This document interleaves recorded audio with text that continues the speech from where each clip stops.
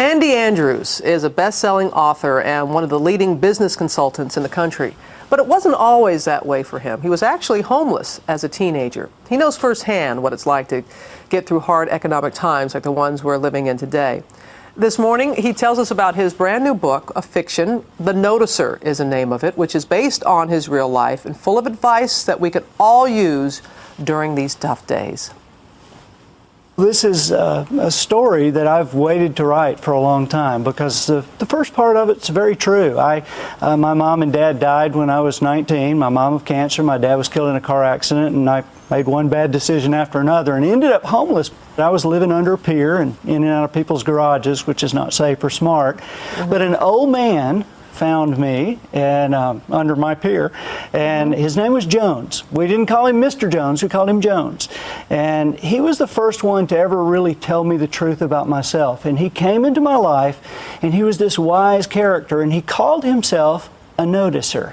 He said, when God was passing out talents, I didn't get the cool ones. I can't sing great, I can't run fast. I notice little things that make a big difference. I give perspective. And perspective, as you have written, is key. Perspective is key. You know, so many people in our world today are struggling for answers. In those times, we need perspective because perspective brings calm.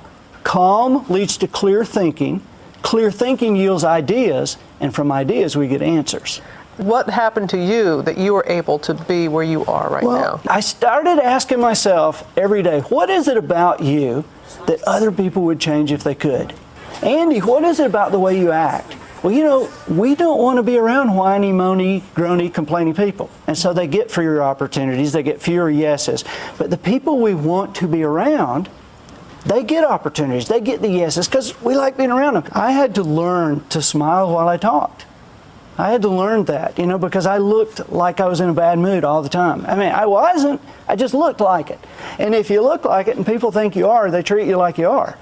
And so I had to learn that if you smile while you talk and you start nodding while you're smiling, people nod and smile. You know, I mean, look at, you're nodding. You know, you're nodding and smiling. I mean, when people are nodding and smiling, they can't say no to anything. This is something that really struck me in the book, and I hope you repeat the story because there is a difference between intention and action. Yeah, the old man says in the book, he's trying to make a point, and he says, look, 4 seagulls sitting on a log. One of them decides to fly away. How many are left? And the guy says, 3. He says, no, 4.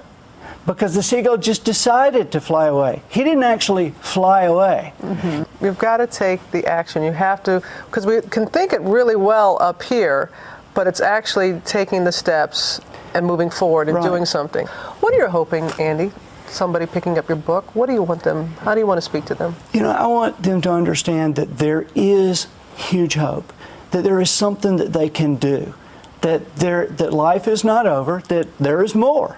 There is more, and that there are specific guidelines that you can follow. You know, you may not be equipped today to make a huge difference that you're looking for, but you are equipped today to move toward that difference. You can't do everything today, but by gosh, you can do something today. You can do something today. Let us know what you are deciding to do today. I read this book one weekend. It is incredible.